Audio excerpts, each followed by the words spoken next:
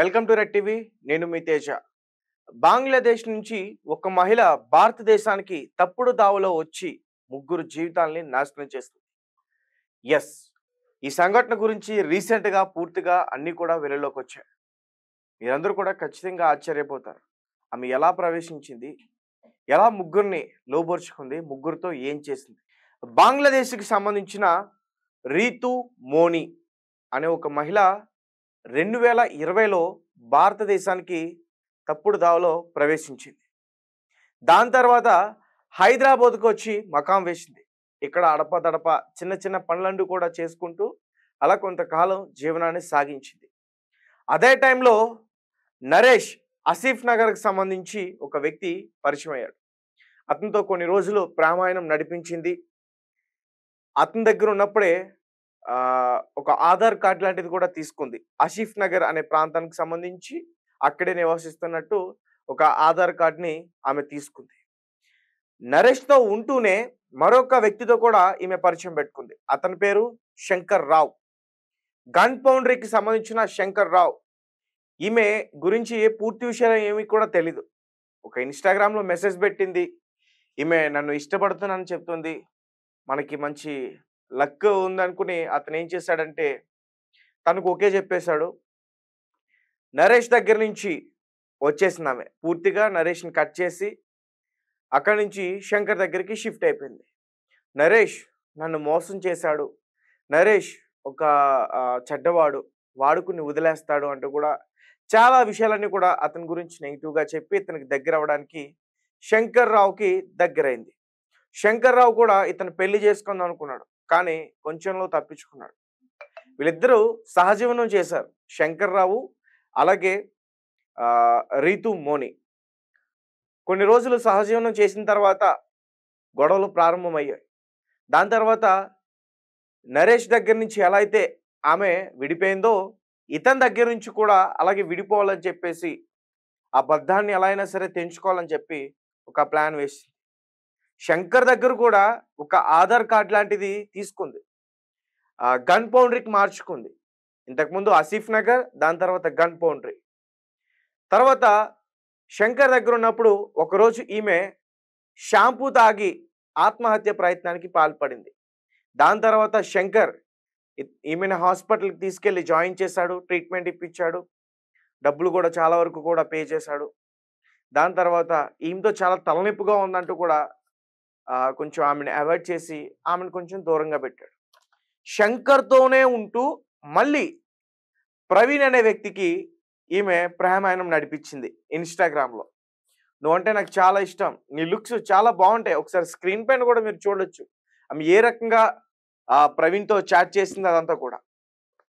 So ఈ రకంగా ముగ్గురితో కలిపి ఈమె సహజీవనం చేసింది. కానీ పెళ్ళైన ప్రవీణ్ని చేసుకుంది.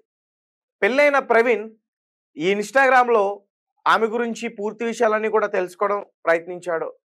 ఏదో మంచి మనకి ఒక లక్కీ ఛాన్స్ దొరికింది అనుకుని, ఎందుకంటే ఆల్రెడీ పెళ్ళైంది కదా, పరుగున ఈమె గురించి తను ఉంటున్న ప్రాంతాన్ని వదిలి వచ్చేసాడు. ఎక్కడికి? హైదరాబాద్. అలాగే ప్రవీణ్ శంకర్ ఎక్కడైతే హాస్పిటల్లో వదిలేసి వెళ్ళిపోయాడో దాని తర్వాత ప్రవీణ్ అక్కడికి వెళ్ళి ఆ హాస్పిటల్కి సంబంధించి బిల్స్ అన్నీ కూడా కట్టి తనని దాని నుంచి అంటే ఆ శంకర్ దగ్గర నుంచి పూర్తిగా బయటపడేందుకు అతను పూర్తిగా సహకారం అందించాడు. దాని తర్వాత హైదరాబాద్లోనే విద్యాసాగర్లో ఒక ఫ్లాట్ తీసుకుని అక్కడికి తీసుకెళ్లాడు. ఇద్దరు కూడా కొన్ని రోజులు సహజీవనం చేశారు. దాని తర్వాత ఈ మహిళ అతన్ని ఒత్తిడి చేయడంతో పెళ్లి చేసుకున్నాడు. 2 నెలల క్రితం ఏప్రిల్ 15 యాదగిరిగుట్టలో ఇద్దరు కూడా పెళ్లి చేసుకున్నారు. తర్వాత ఎక్కడైతే ఫ్లాట్ తీసుకున్నారో అందులోనే ఉంటున్నారు. అయితే మూడోసారి కూడా ఆధార్ కార్డ్ని మార్చేందుకు ప్రయత్నించింది మహిళ. మూడోసారి మార్చేందుకు పేరు కూడా మార్చుకుంది. ఇంతకుముందు రీతు మోని, బంగ్లాదేశ్ నుంచి వచ్చినప్పుడు రీతు మోని. ఈమె గురించి ఇంకా పూర్తిగా ఇన్వెస్టిగేషన్ జరుగుతుంది. ఎన్ని పేర్లతో ఎన్ని ఆధార్ కార్డులు మార్చింది, ఎక్కడెక్కడికి ప్రవేశించింది, అదంతా కూడా తెలుసుకునే ప్రయత్నం జరుగుతుంది. అయితే రీతు మోని నుంచి ప్రవీణ్ దగ్గరకు వచ్చిన తర్వాత రీతు రావుగా ఒక ఆధార్ కార్డ్ని చేంజ్ చేసేందుకు ప్రయత్నించింది. దానికి ప్రవీణ్ కూడా సహకరించాడు, హెల్ప్ చేశాడు.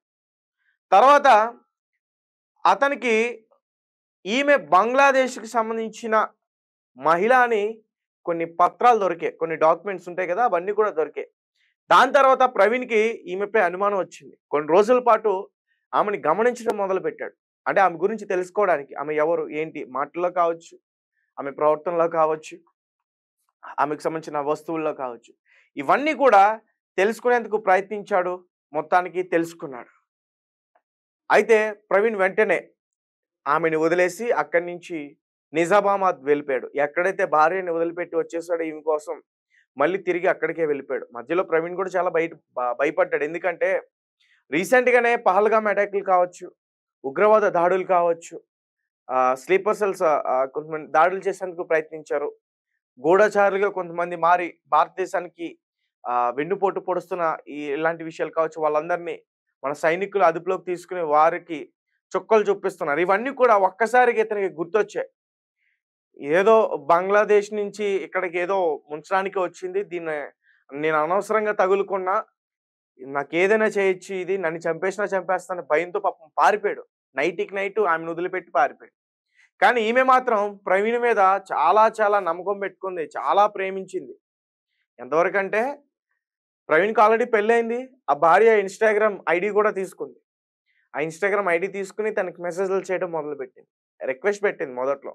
తర్వాత ప్రవీణ్ భార్య ఆ రిక్వెస్ట్‌ని యాక్సెప్ట్ చేసింది. తర్వాత నేను పెళ్లి చేసుకున్నాం. షాక్ అయిపోయింది ఆమె ఒక్కసారిగా. తర్వాత మళ్ళీ ఈళ్ళిద్దరూ ఆల్రెడీ యాదగిరిగుట్టలో పెళ్లి చేసుకున్న ఆ పెళ్లి ఫోటోలు ఏవైతే ఉన్నాయో అవి కూడా పంపించింది. ఇంకా షాక్ అయిపోయి ఆమె స్పృహ కోల్పోయింది. తర్వాత ప్రవీణ్‌ని గట్టిగా అడిగే ప్రయత్నం చేస్తే, అతన్ని నిలదీసే ప్రయత్నం చేస్తే మొత్తం అంతా కూడా చెప్పాడు. ఇది జరిగిన సంఘటన. ఇలా ఇన్‌స్టాగ్రామ్‌లో నాకు పరిచయం అయింది. దాని తర్వాత నేనంటే ఇష్టం ఉంది.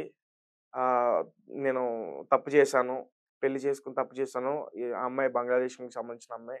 నాకు భయమేస్తుంది. ఈమె ఏదైనా చేయొచ్చేమో, ఏదైనా చేస్తుందేమో అని భయమేస్తుంది. అందుకే నేను పారిపోయి వచ్చేసాను. నన్ను బ్లాక్‌మెయిల్ చేసేందుకు ఇట్లా చేస్తుంది ఆమె.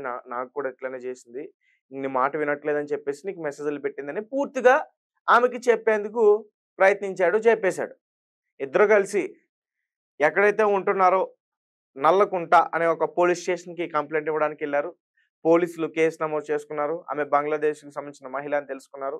తర్వాత ఆమెను అదుపులోకి తీసుకొని విచారించగా మొత్తం 2025 నుంచి 2025 వరకు ఆమె అయితే నడిపిందో ఆ స్టోరీలన్నీ కూడా బయటపడ్డాయి. ముఖ్యంగా ఈ నరేష్, శంకర్ అలాగే ప్రవీణ్ ఈ ముగ్గురితో ఆమె ఏదైతే సహజీవనం చేసిందో వీటన్నిటి గురించి కూడా బయటపడింది. 2020, 2025 5 సంవత్సరాలుంది. అంటే మన అధికారులు ఎంత అద్భుతంగా పనిచేస్తున్నారో గమనించండి. మన మొన్న కూడా పహల్గామ్ అటాక్ జరిగినప్పుడు కూడా కొంతమంది సైనికులు కొన్ని వీడియోలు కూడా రిలీజ్ చేశారు. మా కళ్ళు కప్పి బోర్డర్ దాటి లోపలికి రావాలంటే మమ్మల్ని చంపే రావాలి. లేకుండా అలా లేకుండా వచ్చారంటే ఖచ్చితంగా ఇక్కడ ఎవరో వారికి సహకరిస్తున్నట్టే అంటూ కూడా కొంతమంది వీడియోలు చేశారు. నిజమే అది. ఎందుకంటే పహల్గామ్ అనే ప్రాంతంకి రావాలంటే దాదాపు ఆహ్, 9 చెక్ పోస్టులు దాటాలి అంటూ కూడా ఒక సైనికుడు వీడియో చేశాడు. అతను జమ్మూ కాశ్మీర్‌లోనే అతను విధులు నిర్వహిస్తా ఉన్నాడు. అతనే ఒక వీడియో చేసి మొత్తం దాని గురించి పూర్తిగా వివరాలన్నీ కూడా చెప్పేందుకు ప్రయత్నించాడు. మరి బంగ్లాదేశ్ నుంచి ఇలాంటి మహిళలు ఎంతమందొచ్చారు? ఒక మహిళ అయ్యుండే తెలివిగా మన భారతదేశానికి ప్రవహించింది. ఇంకా మగవారు? రీసెంట్‌గా ముత్యాలమ్మ టెంపుల్ దగ్గర ఒక గొడవ జరిగింది. ఒక విగ్రహాన్ని ఒక అన్య మతస్థుడు దానిపైన దాడి చేసేందుకు ప్రయత్నించాడు. కాలుతో తన్నేందుకు ప్రయత్నించాడు. అప్పుడు కూడా బంగ్లాదేశ్‌కి సంబంధించిన కొంతమంది వచ్చారు అనేది కూడా ఒక న్యూస్ బయటకొచ్చింది. కానీ ఎవరు కూడా దాన్ని పెద్దగా పట్టించుకోలే. రీసెంట్‌గా ఇప్పుడు ఇంకో ఇలాంటి మహిళ. అసలు ఎంతమందున్నారు? అంటే భారతదేశానికి రావడానికి ఈళ్ళకి చాలా ఈజీ అయిపోతుంది. అంటే ఇది మన అధికారుల నిర్లక్ష్యమా? లేకపోతే ప్రభుత్వాల నిర్లక్ష్యమా? ఎందుకు ఈళ్ళు ఈజీగా లోపలికి రాగలుగుతున్నారు? అసలు ఎంతమందున్నారు ఇప్పటివరకు? బంగ్లాదేశీయులు ఎంతమందున్నారు? పాకిస్తానీలు ఎంతమందున్నారు? రీసెంట్‌గా పాకిస్తానీలు ఇంతమందున్నారంటూ కూడా ఒక ఫిగర్ కూడా చెప్పారు. 2000 అంటున్నారు, 1500 అంటున్నారు. మరి ఏం చేస్తుంది? ప్రభుత్వాలు ఏం చేస్తున్నాయి? అధికారులు ఏం చేస్తున్నారు? సైనికులు ఏం చేస్తున్నారు? వీళ్ళిక్కడ ఏదన్నా దాడి చేసేందుకు ప్రయత్నిస్తే, ఈరోజు ఒక మహిళ అక్కడి నుంచి వచ్చి ముగ్గురు జీవితాలను పాడు చేసింది. అసలు వాళ్ళతో ఏం చేయించిందో? వాళ్ళని ఏ రకంగా బ్లాక్‌మెయిల్ చేసిందో? ఇంకా వాళ్ళిద్దరు కూడా పరారీలో ఉన్నారు. వాళ్ళిద్దరూ పోలీసులకి కనుక దొరికితే ఇంకా ఎలాంటి విషయాలు బయటపడతాయో ఖచ్చితంగా తెలిసే అవకాశం కూడా ఉంది. అయితే ప్రెజెంట్ ఆమెనైతే మాత్రం ఇక్కడి నుంచి బంగ్లాదేశ్‌కి పంపించడానికి ప్రయత్నాలైతే జరుగుతున్నట్టు కూడా చెప్తా ఉన్నారు. దీనిపైన మీ అభిప్రాయం ఏంటి? మీ కామెంట్స్ ఏంటి? రీతూ మోని కాస్త భారతదేశానికి వచ్చిన తర్వాత రీతూ రావ్ పేరు మార్చుకుంది.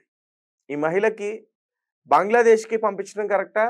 లేదంటే ఇక్కడ ఆ మహిళని శిక్షించడం కరెక్టా? మీరేమంటారు? దాని గురించి నాకు ఖచ్చితంగా మీ కామెంట్‌ని తెలియపరచండి. Thank you for watching. Thank you so much.